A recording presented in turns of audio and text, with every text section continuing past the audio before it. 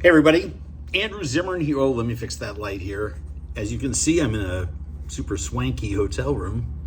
I'm on the road. I am in lovely Waco, Texas, where I am shooting a Magnolia special event series called the Silos Baking Competition. The pilot episode is available wherever you can stream Magnolia programming, which is D+, the Magnolia app.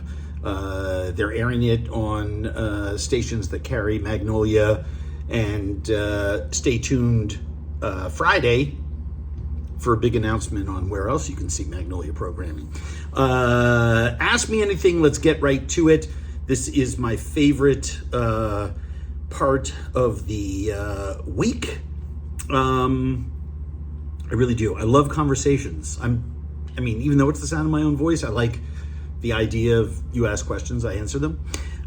Craig writes, having a party in a few weeks. I find that one guest is lactose intolerant, another has celiac disease, although she just told me that it might be Hashimoto syndrome. And to make it interesting, two other guests are high protein keto only. Need some non-conflicting ideas for 6 adults and 1 child. In the past, I made an almond cake with elderflower icing. Delicious. Nobody raged on me. It just seems that everyone wants their private menu. Isn't that the case? However, there is no lack of crossover items that I think work well for all of this thing. I would encourage you to roast something thoughtful. I would put a variety of sauces on the side, but it's easy to avoid dairy and gluten, right? I mean, you can do herb sauces. You can do all kinds of different vegetable purees that are seasoned with chilies and oil. And I mean, just think of all the great deliciousness between things like romesco sauces and herb sauces and stuff like that from around the world. Japanese food is often keto, lacking dairy, and very celiac friendly. So there you go. What else did I think of? Lots of vegetable sides, obviously. I do the same almond cakes and stuff like that, or poached fruit desserts, especially for holidays and stuff where people tend to gather, and I want to make sure everyone can eat it. I would also recommend a buffet. Do a leg of lamb or a big roast fish, like a whole salmon. Leftovers are fine. Grill some peppers. Serve them with anchovies and olive oil and fresh chopped parsley. Broccoli rabe with garlic and chilies and olive oil. A caponata.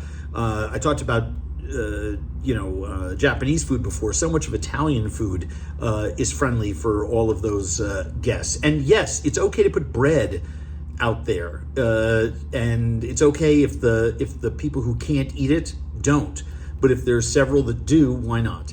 And of course, remember, risotto is rice, right? So that works also. Jill writes, heading to Atlanta for the first time, what places would you recommend for a breakfast, lunch, and dinner? A casual and special occasion spot for dinner would be great. I am going to get in so much trouble here, Jill, because I always, with these sort of round-up-y ideas, wind up getting a note from a friend who said, what, you come into our place all the time and you forgot about it? Breakfast is an easy one for me. I'm not a breakfast eater, but when I do eat breakfast in that town, and I try to eat breakfast 2-3 hours after I get up, it is always at Buttermilk Kitchen. It is a breakfast and lunch concept only. They are wholesome and local, and it's service with a smile, and everything is in-house from scratch. And they're famous for their waffles and fried chicken at lunch and brunch, but everything that I've had there has just been absolutely incredible. I love Buttermilk Kitchen. For lunch, over in Jonesboro, La Oaxaqueña Taqueria is a Oaxacan taqueria spot that's on the south side of Atlanta. I love it. I fell in love with tlayudas a long time ago when I went down to that part of the world, and they make some of the best. It's like a big oval kind of Oaxacan pizza with a toasted tortilla smothered with refried beans and lots of other toppings. And they have great chile rellenos and sopes and tamales and pollo asado, which is my favorite grilled roast chicken. And the food there is fantastic. So check that out. The General Muir is a great deli. Friend of mine runs that spot. I love it. Mary Mac's and the Busy Bee are both open for more traditional, what we think of as traditional Southern foods. The Chattahoochee Works, a big food hall where I have a booth called Patty and Frank's. It's a burger and dog concept, but there's a lot of great food being served in that food hall, which my partner and I have curated and operate. It's absolutely wonderful, and that's over on the west side of town. Look it up. And then when it comes to, like more serious sort of dinner fare, I made a partial list so that I wouldn't have to, get too much crap from people. The Spring Restaurant is fantastic. That's Brian So's place. It's modernist, reservations encouraged. It is, I wouldn't call it not fancy. It's fancy by most people's standards. That's fine. I love Gullah and Low Country food, and Virgil's is a fantastic place. Real she crab soup, crab rice with bacon, onions, and peppers. I mean, just really, really, really good. They have opened a second location that I've not been to near Georgia Tech, so please take that into account. I like the regular location, have not been to the other one. The Hot Cafe.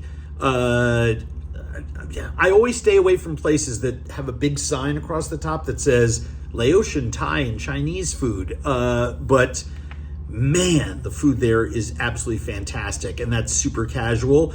One of the star restaurant experiences in Atlanta for 20 years has been Bacchanalia over on Ellsworth, and that's fantastic. I'm a huge fan of the Busy Bee Cafe, 80 years old and going strong. Love their fried chicken. The Miller Union, Stephen Satterfield's place, I think what Hugh Atchison and Stephen Satterfield have been doing in that town is just consistently fantastic. And Miller Union is just a really special spot, and Stephen is a special chef.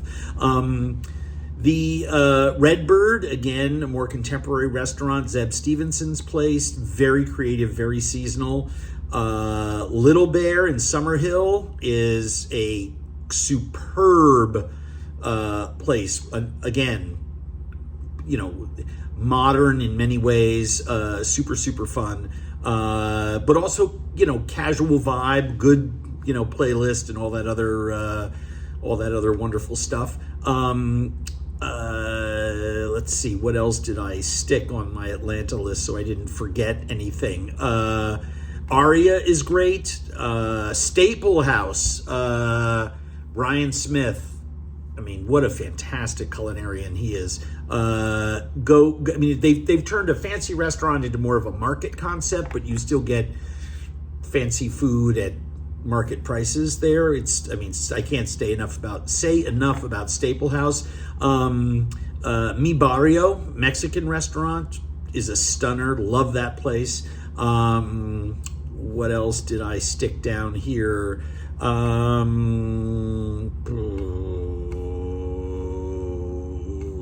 I think that's it.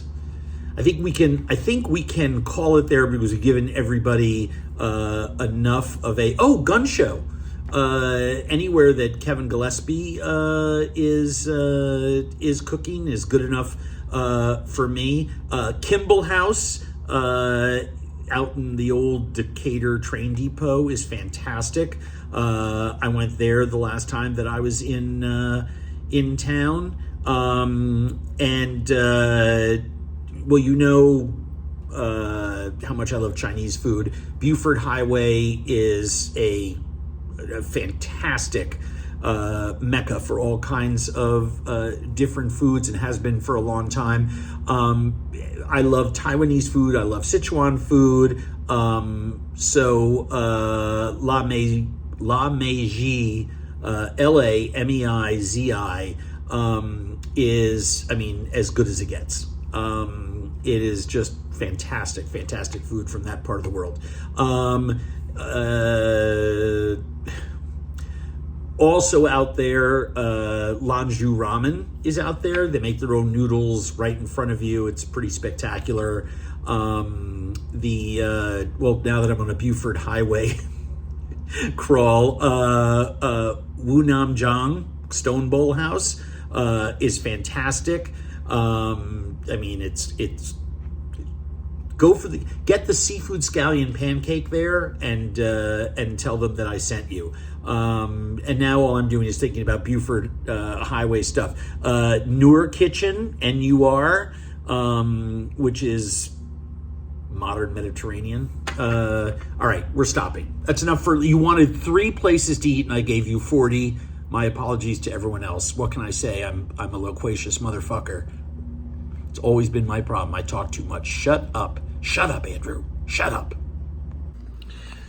And of course, I talked so much about Atlanta and then had to get off the phone. I forgot the first question. Lisa asks, I'm fortunate enough to be attending Cayman Cookout in January. Not staying on site, however.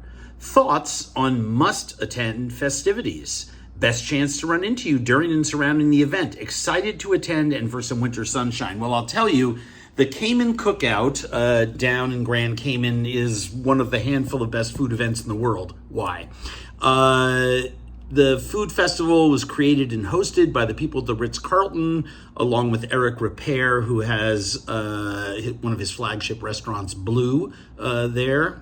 And it's limited. They only sell, I think, 800 tickets. That's it. And it is, they have about 15, 16 chefs, all really high caliber, lots of fun, lots of great food and beverage, and super, super soigné. So like, you know, the Danielle Boulud's champagne tasting there is like legit vintage champagne and plenty of it. You know what I'm saying? They don't skimp on anything. You're staying in a world-class resort or down the road, anywhere else if you're not staying on 7 Mile Beach or at the Ritz-Carlton. Lots of great places to stay in Grand Cayman. And all the events are fantastic. I attend all of them, so you'll see me there. I go to everyone's demo. I go to all the parties. I mean, as a participating chef, and this is like my umpteenth year there, I love it. So I'm cooking at the Friday Night Beach Barbecue. I'm cooking at Stingray Cove. We do a day trip out there. I'm doing a Taste of the Caymans, a lunch that I curate with local restaurants, a walk-around event. I judge the big Sunday brunch cook-off.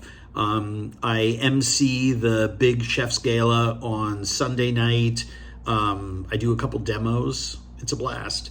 And that's really what's great about attending there is that even if you're staying off campus with your ticket, it gets you on campus. So come and hang out at the beach and say hi, because all the chefs are there during the day. If they're not working, we're sitting in the sun, you know, BSing and having a good time. It is absolutely fantastic, and we love what Eric Repair and the ladies and gentlemen of the Ritz-Carlton have created. It's really, really special.